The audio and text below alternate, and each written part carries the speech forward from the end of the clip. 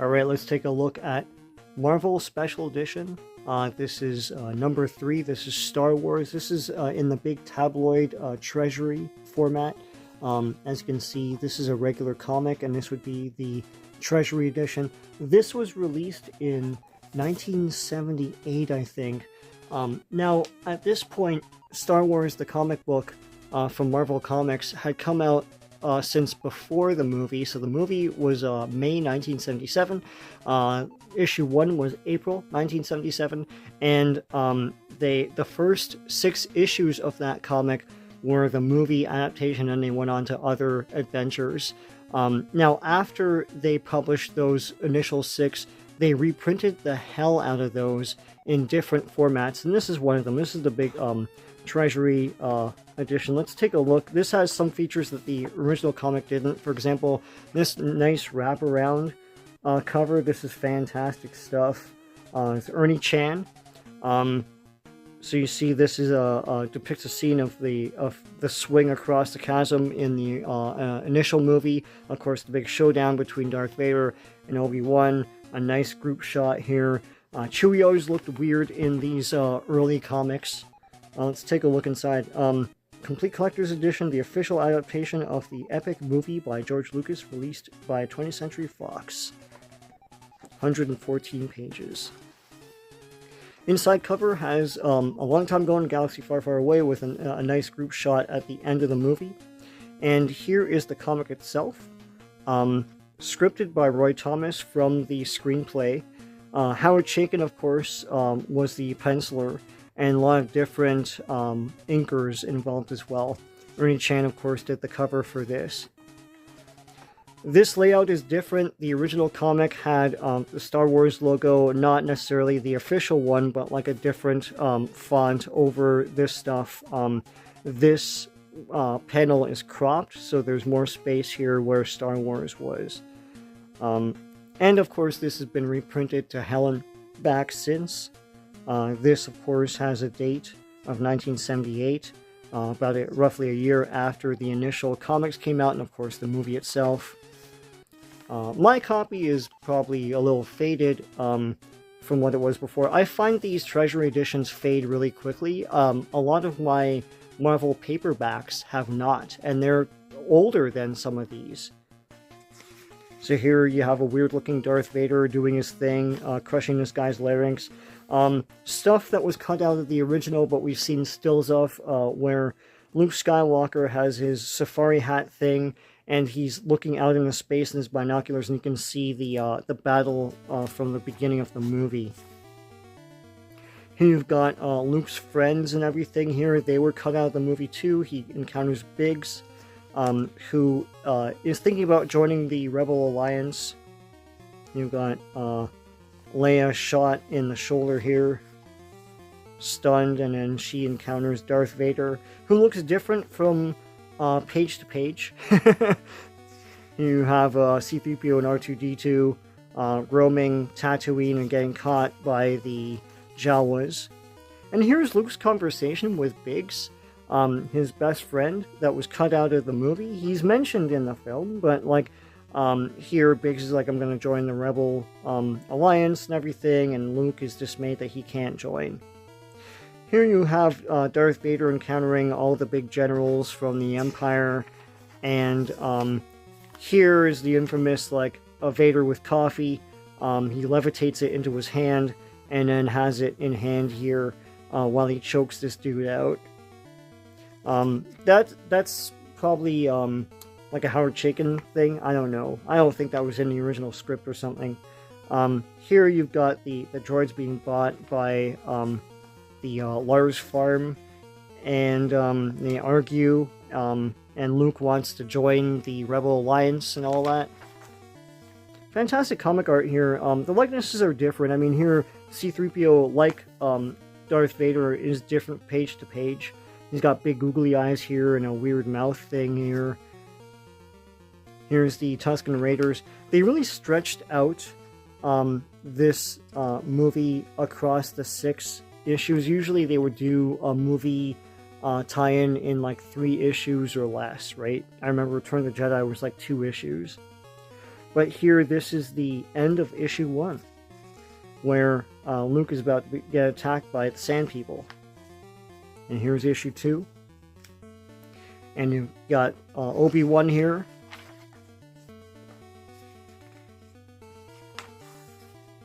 And here is the torture droid, which is very different. In the movie, it's like a ball with a syringe or whatever, but here Leia's about to encounter this guy, and you don't really know what it's going to do.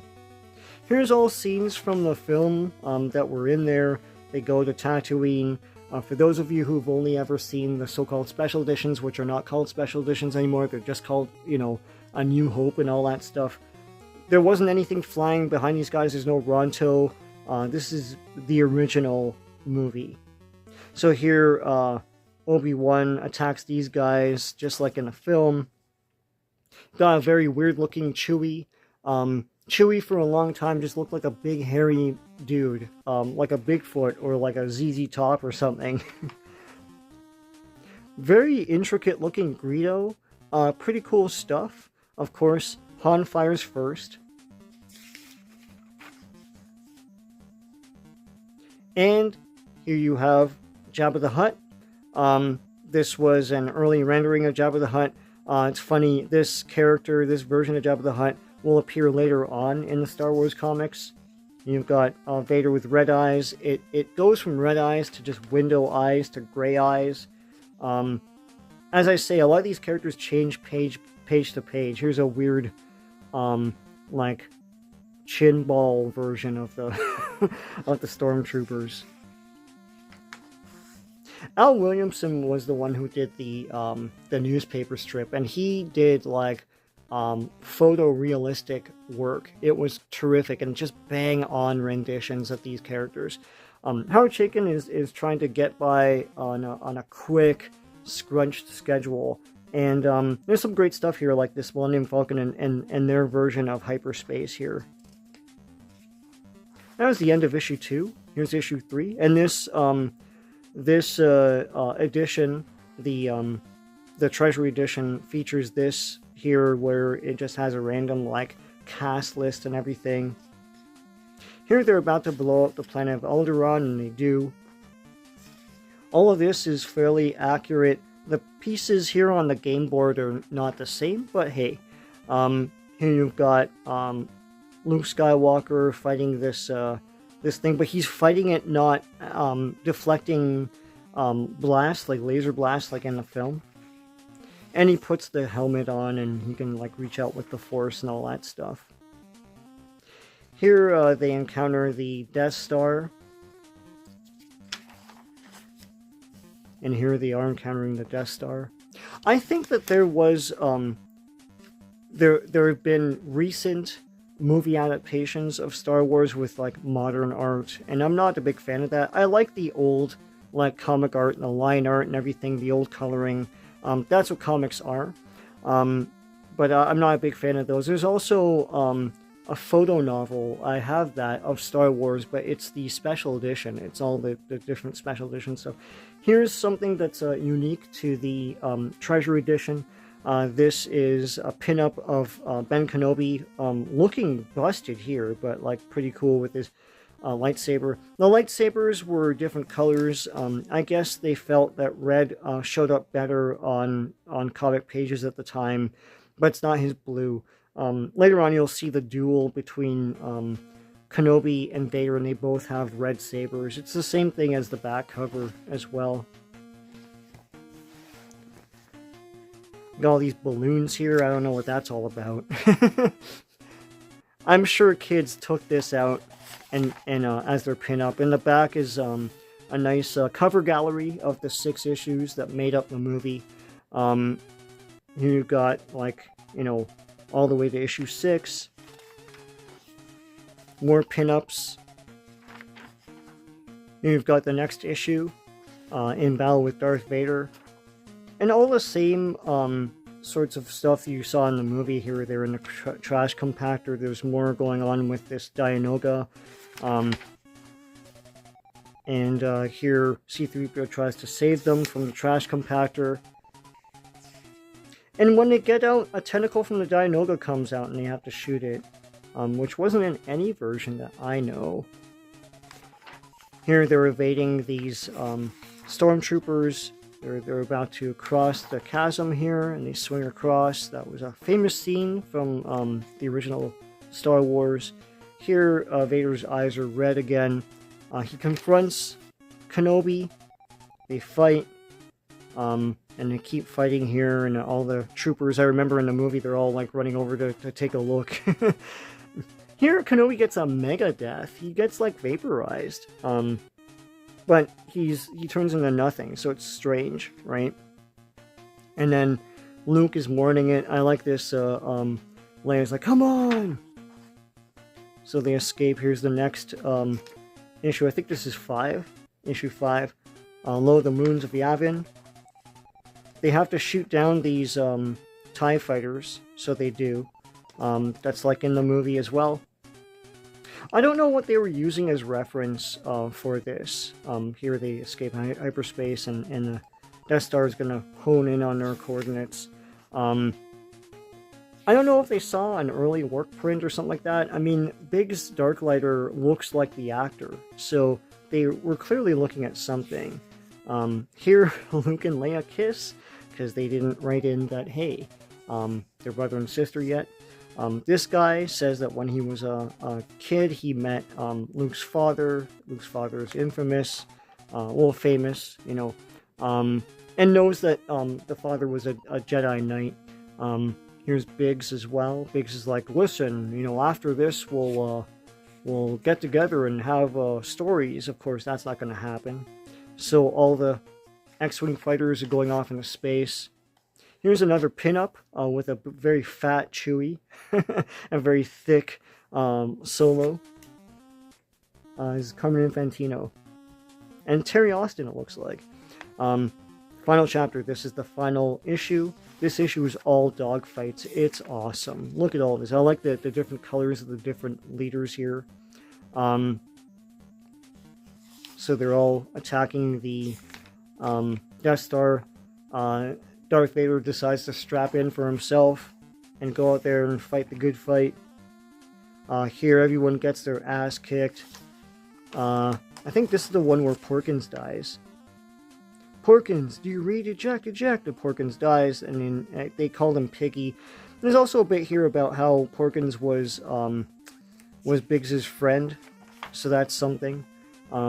Here's Darth Vader's TIE fighter, and he's shooting guys and stuff.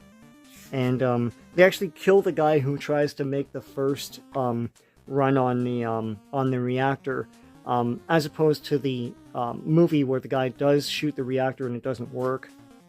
So they kill that guy, and there's only like 3 left, and Kenobi's like, use the Force and all that stuff. Here's the trench run. If you just got this comic, it's freaking awesome. I don't think I own issue 6. I wouldn't mind getting issue 6. I have some of the other earlier issues. So here, the Millennium Falcon makes its hit on Darth Vader's TIE fighter, goes off into space. Now blow this thing so we could all go home. And of course he does. Shoots in. In the movie, the missiles go like that and then kind of like get sucked in. Anyways, here's the Death Star blowing up. Here's everyone coming out. Carrie! Here's everyone coming out and celebrating everything. R2 will be repaired. The big famous medal ceremony. And here's an ad for where Star Wars was at when this Treasure Edition came out. This is Star Wars issue 14. It's Star Wars and Beyond. Coming your way each and every month, all new adventures of Luke, Han, Princess Leia, Chewie, and the droids. The Sound of Armageddon, issue 14. Only Mighty Marvel offers the official Star Wars comic. Don't miss any of the star-spanning excitement as the biggest and best space fantasy ever continues on sale now. And here, epilogue and dedication to George Lucas, who dared to dream that movies could be fun again. This Marvel Comics adaptation has been affectionately and respectfully dedicated. Our thanks, George, for letting us be a part of it all. And here's Roy Thomas and Howard Chaykin. Yeah, a lot has been said about the idea that Star Wars saved Marvel Comics in the late 70s on into the 80s. I don't know how much of that is true because, conflicting. We also hear that they had a large share of the market at the time anyways. But Star Wars was a big seller. I'm sure it really, really helped Marvel. Infamously, of course, like a lot of these big successes, there was consternation as to whether or not they should get this, but of course there was a lot of hype for it because they dedicated 6 issues to the movie adaptation, and clearly had designs to do more stories, and of course they did on through over 100 issues. And that is the Treasury edition of Star Wars. I know we did a stream on J-Man's channel, but I just want to take a look at this Treasury edition because it has different things like the pinups and stills from the movie, etc. And this is something that kids would have got as a birthday present or Christmas present. Giving comics as presents used to be a thing, and these Treasury editions were all about that.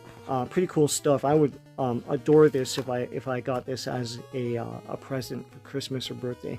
So that's all of you. Like what you saw, please give a like to this video. Please subscribe to this channel if you haven't already. Lots of great comic book stuff on here. So until next time, take care.